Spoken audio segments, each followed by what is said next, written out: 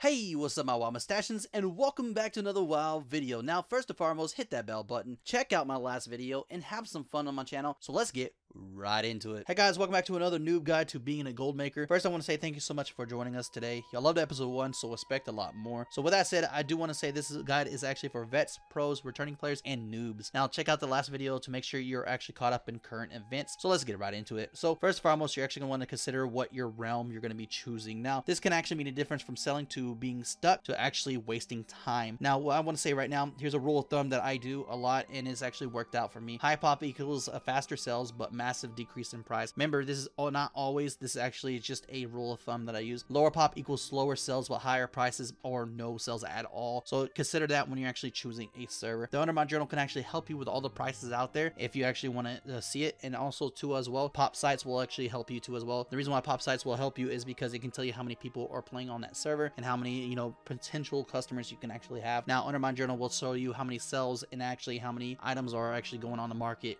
compared to that site. Actually, not site, but server. Now, with that said, I'll actually move into the next thing you need to actually discuss. All right, guys, so this next part is actually going to be in a lot, and to be honest with you, I will say right now that this is going to actually be one of the top things that you need to consider too as well. And this is actually going to cover farming, crafting, and gathering. It's not going to be too long too as well. So first and foremost, the one question I do want to ask you is, what class do you have to use when it comes to those three things I just said? And I'm going to answer you right now. So with farming, you're going to want someone very fast, and the reason why I say that is because the faster you are, the more gold per hour you're going to get. So basically, if you look at my last video, which is the monthly 4th week, you'll notice that my luck is just way behind when it comes to my month. Now, don't get me wrong, it's not too much behind, but you know, a minute to 2 minutes to even 5 minutes is actually going to be a total difference when it comes to actually farming per hour. Now, with that said, I would suggest you go with actually a monk who can use the Ox statue, and the reason why I say that is because you can pull current content and be all right with that. So what about crafting? Anybody can actually get into crafting. It doesn't matter who you are. You can be a monk, you can be a mage, you can be a DK. It doesn't really matter. It's just about crafting, sitting there and doing nothing but crafting. Now, with gathering, what about gathering? Gathering is actually a fickle matter right now because there's no flying in BFA. So basically right now in BFA, the best class is just going to be someone who has actually a sky golem. I was going to say space golem for some reason. And you'd be able to go around and actually, you know, pick herbs without actually getting dismounted and so forth. Now, I do want to say right now, when it comes to actually old content, when it comes to Legion and before,